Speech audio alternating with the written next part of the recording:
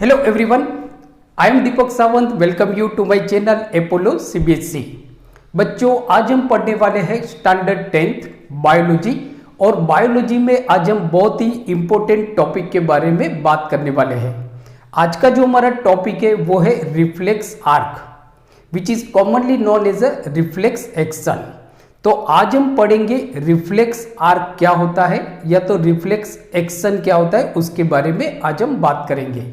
अब जैसे देखो बच्चों कि एक सिचुएशन हम देखते हैं कि सपोज ये जो आपकी चीज है ये पॉइंटेड है, मीन्स के नोकीली चीज है। अब जैसे ही आप इसको छूते हो एकदम से आप अपना हाथ पीछे ले लेते हो, मीन्स के या तो हम ऐसा बोल सकते हैं कि आपका जो हाथ है जैसे ही इसको छूते हो ना, आपका हाथ अपने आप पीछे आ जाता है, अपने आप पीछे आ जाता है। इसको एक्चुअली बोलते हैं रिफ्लेक्स आर्क। ये जो हमारे हैंड ने अपने आप बिना सोचे हमारा हाथ पीछे आ गया, that is called reflex arc. दूसरा एक एग्जांपल लेते हैं बच्चा, जिसे देखो कि सपोज ये हमारा बोर्ड है और अभी ये बोर्ड समझो कि हॉट है, हॉट गर्म है। अभी तो गर्म नहीं है तो चिंता नहीं करना है। तो ये जो हमारा बोर्ड है गर्म है। अब जैसे ही मैं इसको छूता हूं, मेरा हाथ जो है ना वो अपने आप पीछे आ जाता है, अपने आप पीछे आ जाता है। This is called reflex arc. इसको हम बोलते हैं रिफ्लेक्स आर्क। दूसरा एग्जांपल आप बच्चा ले लो कि जैसे आप चल रहे हो, रास्ते पे जा रहे हो और किसी कांटे पे आपका पाँव गिरता है, तो आपका पाँव अपने आप ऊपर आ जाता है। आप सोचते नहीं हो, आप तो आगे चल रहे हो ना, आपका ध्यान आजू बाजू जो चीज़ है उसको देख रहे हो। फिर भी हमारा जो पाँव होता है, हमारा जो पैर होता है वो कांटे से ऊपर आ जाता है। हम तुरंत बिना सोचे हमारा पैर अपने आप ऊपर आ जाता है। इसको बच्चा हम बोलते हैं रिफ्लेक्स आर्क। रिफ्लेक्स आर्क अगर इसकी डेफिनेशन देखी जाए तो हम ऐसा बोल सकते हैं कि reflex arc is a situation that do not think about it. हम उसके बारे में सोचते नहीं है, so do not think about it but react quickly to change occur in the environment. So that is called reflex arc. हमारे environment में जो चेंजेस होता है, हमारे एनवायरमेंट में जो चेंजेस होता है उसके सामने हमारी जो बॉडी होती है वो रिएक्ट करती है विदाउट इन्वॉल्वमेंट ऑफ ब्रेन। इसके अंदर हमारे ब्रेन का कोई भी इन्वॉल्वमेंट नहीं होता है, मीन्स के without involvement of thinking process. इसके अंदर कोई भी थिंकिंग प्रोसेस इन्वॉल्व नहीं होती है, उसको हम बोलते हैं रिफ्लेक्स आर्क। जैसे एग्जाम्पल आपका हो जाता है नी जर्क। तो जो एग्जाम्पल है हमारा बेटा वो है हमारा नी jerk. Knee jerk is a example of reflex arc. ये बेटा आपकी बोर्ड की एग्जाम में पूछा जाता है कि व्हाट इज द एग्जाम्पल या what are the example of reflex arc. तो हमारा जो एग्जाम्पल है वो है नी जर्क। अब जैसे बेटा मैंने आपको बताया कि रिफ्लेक्स आर्क क्या है, सो ये एक ऐसी सिचुएशन है जहां पे हमारी बॉडी क्विक रिस्पॉन्स करती है अगेंस्ट द स्टिमुलस। जो स्टिमुलस के सामने हमारी बॉडी जो क्विक रिस्पॉन्स करती है, that is called reflex arc. उसको हम बोलते हैं रिफ्लेक्स आर्क। तो जैसे मैंने अभी आपको बताया कि in reflex arc there is no involvement of brain.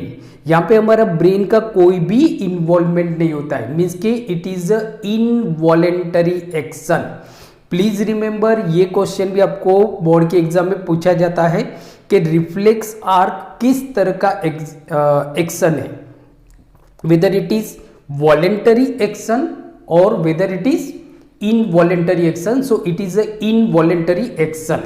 तो ये हमारा इनवॉलेंटरी एक्शन है, ये हमारा इनवॉलेंटरी एक्शन है, मीन्स के विदाउट इन्वॉल्वमेंट ऑफ ब्रेन। इसके अंदर ब्रेन का इन्वॉल्वमेंट नहीं होता है। दूसरा बेटा it is a spontaneous action. जैसे अगर ये चीज गर्म है तो आप ऐसा नहीं कि इसको पकड़ते हो फिर अरे यार ये तो बहुत गर्म है, अरे यार ये तो बहुत गर्म है, ऐसा नहीं करते हो आप। जैसे ही होते तुरंत जैसे एग्जाम्पल समझो कि इसमें आपका भी इन्वॉल्वमेंट नहीं होता है, आप इसके बारे में सोचते भी नहीं हो। जैसे एग्जाम्पल में यहाँ से आपके साथ लेक्चर ले रहा हूँ और सामने कैमरे के सामने मैं देख रहा हूँ। अब जैसे ही देखते देखते मैं ऐसे मतलब मेरे हाथ की कुछ मूवमेंट कर रहा हूँ और मूवमेंट करते करते करते करते समझो कि मैंने यहाँ पे छू लिया और यहाँ पे कोई नोकीली चीज़ है जिसके ऊपर मेरा हाथ गिरा। तब जैसे मैं बात कर रहा हूँ ऐसे, तो यस ये है वो है, एकदम से देखो मैंने यहाँ पे ध्यान भी नहीं दिया, फिर भी मेरा हाथ अपने आप पीछे आ गया। That is called a reflex action. So obviously इसके अंदर कोई भी थिंकिंग प्रोसेस इन्वॉल्व नहीं है, इसके अंदर कोई भी थिंकिंग प्रोसेस इन्वॉल्व नहीं है। अब जैसे देखो नॉर्मली कंडीशन में क्या होता है, नॉर्मली कंडीशन में लाइक जैसे मुझे ये पेन को पकड़ना है, तो ये पेन को पकड़ा मैंने, तो यहाँ पे अब देखो यहाँ पे हमारा ब्रेन भी इन्वॉल्व है, यहाँ पे हमारा ब्रेन भी इन्वॉल्व है। जैसे होता क्या है प्रोसेस कि जो हमारे एक्शन होता है, जैसे कि आप कोई चीज को पकड़ रहे हो तो वो जो मैसेज होता है वो ब्रेन के अंदर जाता है via spinal cord. Normal action में via spinal cord, via spinal cord वो जो मैसेज है वो ब्रेन तक जाता है। देन ब्रेन उसको इंटरप्रेट करता है, मीन्स के ब्रेन उसके बारे में सोचता है एंड देन रिएक्ट करता है in the form of reflex, means के एक्शन के फॉर्म में ब्रेन रिस्पॉन्स करता है। और ये जो रिस्पॉन्स होता है ये मसल तक जाता है, देन मसल्स कॉन्ट्रैक्ट होता है और मैं उस चीज मतलब हमारा हाथ उस चीज को पकड़ लेता है। जैसे समझो कि मुझे ये पेन को पकड़ना है, तो मेरे ब्रेन में एक मैसेज गया कि भाई ये पेन को मैं पकड़ना चाहता हूं, तो मेरे ब्रेन ने उसको समझा एंड देन एक रिस्पॉन्स दिया, रिफ्लेक्स किया उसने, और वो रिस्पॉन्स यहाँ पे मसल तक पहुंच गया और ये मसल्स हमारे कॉन्ट्रैक्ट हो गए और ड्यू टू कॉन्ट्रैक्शन मैंने इस पेन को पकड़ लिया। आप देखो बेटा, जब आप पेन को होल्ड करते हो ना तो यहाँ पे कुछ कॉन्ट्रैक्शन होता है, तो ये ब्रेन की वजह से होता है, तो इसको हम बोलते हैं वॉलेंटरी एक्शन। जैसे वॉलेंटरी एक्शन मतलब बैठना, खड़ा रहना, चलना, ये सारा वॉलेंटरी एक्शन है, जबकि रिफ्लेक्स एक्शन में ऐसा नहीं होता है। अब जैसे देखो कि रिफ्लेक्स एक्शन, तो एक चीज याद रखना है कि रिफ्लेक्स आर्क जो होती है वो इनवॉलेंटरी एक्शन है, स्पॉन्टेनियस एक्शन है, विदाउट इन्वॉल्वमेंट ऑफ ब्रेन, इसके अंदर ब्रेन का कोई भी इन्वॉल्वमेंट नहीं होता है। दूसरा कि रिफ्लेक्स आर्क एक ऐसी न्यूरल सर्किट है विच इज कंसिस्ट्स ऑफ, जो किससे बनी हुई है, which is consists of receptor, that receptor present in the skin, वो रिसेप्टर जैसे कि पेन रिसेप्टर होता है आपके स्किन के अंदर, उससे बने होते हैं, मतलब आपके स्किन में जो रिसेप्टर होता है वो, then sensory neuron and motor neuron.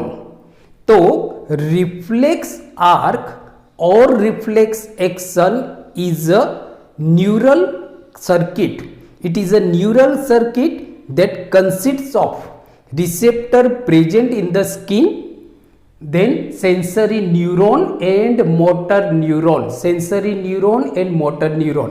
अब देखो बेटा, रिफ्लेक्स आर्क कैसा होता है कि ये किसी आदमी का हाथ है, पहले इस फिगर को समझ लेते हैं कि ये हमारा स्पाइनल कोड है, this is the spinal cord, जिसको हम बोलते हैं CNS, सेंट्रल नर्व सिस्टम, बराबर। नाउ ये जो आप देखते हो, तो ये जो यहाँ से है, मीन्स के यहाँ से जो आपका जा रहा है न्यूरॉन, उसको हम बोलते हैं सेंसरी न्यूरॉन, जो सेंस को लेके जाता है spinal cord. Then motor neuron, ये दोनों यहाँ पे मिलते हैं थ्रू रिले न्यूरॉन। अब जैसे देखो कि आपने किसी गर्म चीज को छुआ, तो आपके स्किन में जो रिसेप्टर है ये उस स्टिमुलस को एक्सेप्ट करते हैं, मीन्स के उस स्टिमुलस को एक्सेप्ट करते हैं।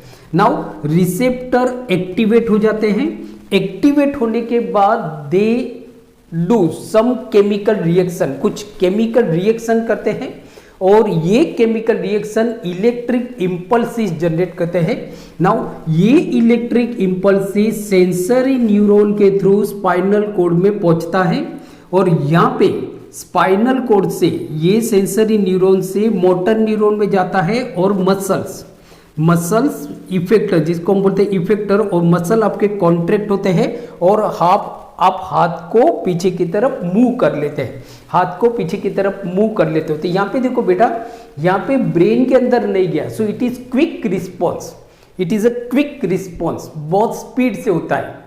बिकॉज कुछ ऐसे एक्शन होते हैं जिसके सामने बॉडी को क्विक रिस्पॉन्स करना पड़ता है। अगर ब्रेन तक जाएगा, फिर ब्रेन उसको इंटरप्रिटेट करेगा, फिर ब्रेन मसल्स को मैसेज देगा, तब तक काफ़ी देर हो जाएगी। तो ये एक फास्ट रिस्पॉन्स है जिसके अंदर ब्रेन इन्वॉल्व नहीं होता है।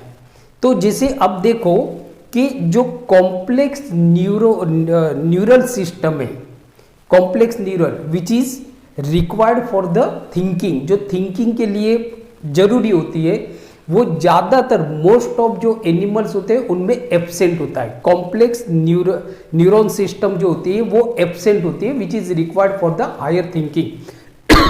सॉरी, तो शायद क्विक रिस्पॉन्स करने के लिए जो हमारी बॉडी के लिए बेनिफिशियल है, तो शायद ये रिफ्लेक्स आर्क इवॉल्व हुई होगी, शायद ये रिफ्लेक्स आर्क इस तरह से इवॉल्व हुई होगी।